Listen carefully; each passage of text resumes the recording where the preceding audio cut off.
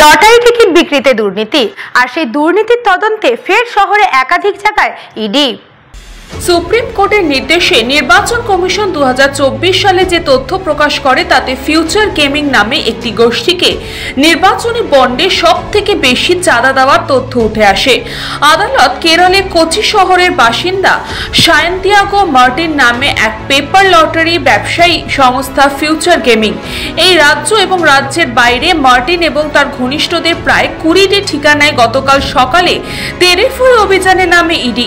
60,000 কোটি টাকা লটারি দুর্নীতি। লটারির টিকিট বিক্রি করেও সেই টিকিট নম্বরে লটারি না করিয়ে সম্পূর্ণ অন্য সিরিয়াল নম্বরের টিকিটের মাধ্যমে প্রভাবশালীদের টাকা পাইয়ে দেওয়া সহ অজস্র আর্থিক দুর্নীতির অভিযোগে তদন্ত করছে ইডি।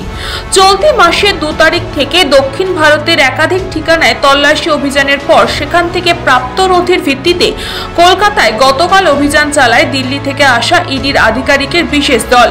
এর মধ্যে রয়েছে সল্টলেক, মহিষপাথান, উত্তর 24 পরগনার মাইকেলনগর সহ দক্ষিণ কলকাতার 2টি ঠিকানা।